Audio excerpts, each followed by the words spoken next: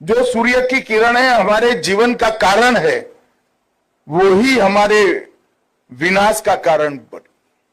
Ozone का जो layer बीच में है सूर्य और पृथ्वी के बीच में, वो ही सूर्य की किरणों को मानव और अन्य जीवों के लायक बनाता है। और कार्बन डाइऑक्साइड और अन्य जहरीले गैसों के कारण लगातार ऊपर ये जहरीले गैस जाने के कारण लगातार रासायनिक प्रक्रियाएं अवकाश के अंदर होने के कारण ओजोन के लेयर के अंदर बहुत बड़ी छिद्र बने हैं, जो हमारे तापमान को विषम बनाकर रख दिए। इसका एकमात्र उपाय अभी तक जो ढूंढा गया है वो वृक्षों की संख्या को बढ़ाने का है।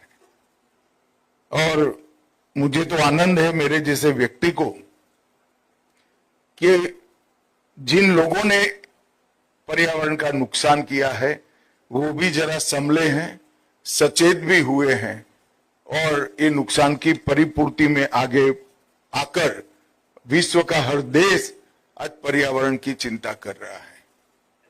हमारे प्रधानमंत्री जी ने कई प्रकार के उपाय एक साथ चालू किए हैं। कार्बन डाइऑक्साइड का उत्सर्जन कम हो, इको फ्रेंडली बिजली किस तरह से बनाई जाए, ऊर्जा का खर्च कैसे कम से कम हो, ढेर सारी चीजें एक साथ की है। और एक प्रकार से भारत का मॉडल पेरिस के सम्मेलन में आइडियल मॉडल के रूप में स्वीकारा गया।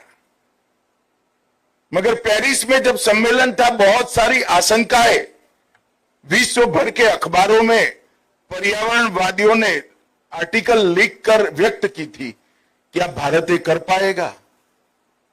मगर हमने पेरिस घोषणा के हर एक बिंदु को समय के पहले पूरा कर हमारा जो ऋग्वेद का संदेश था पर्यावरण की रक्षा करना का, इसके प्रति हमारी प्रतिबद्धता को हमने विश्व के सामने साबित कर रखा है।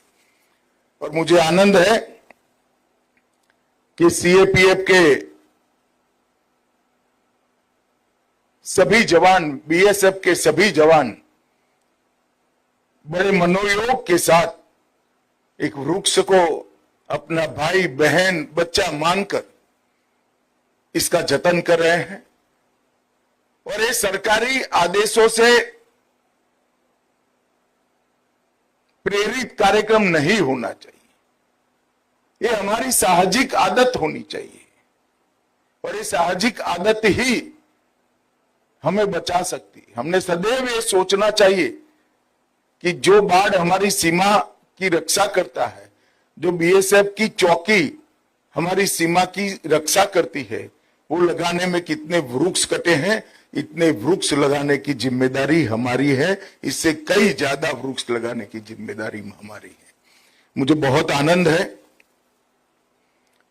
कि इसको आप लोग बहुत अच्छे तरीके से कर रहे हैं। आज बीएसएफ 37वीं वाहिनी में जवानों के आवास का ई लोकार्पण और बीएसएफ 57वीं वाहिनी में क्वार्टर गार्ड परिसर का ई शिलान्यास किया गया। जब ये कार्यक्रमों की रचना होती है, मेरी ऑफिस को बड़ी दुविधा होती है कि ये कार्यक्रम क्या गृह मंत्री के हाथ से कराना चाहिए। कई बार वो असमंजस में पड़ते हैं। तब मैं हमेशा कहता हूं, अगर एक आवास के अंदर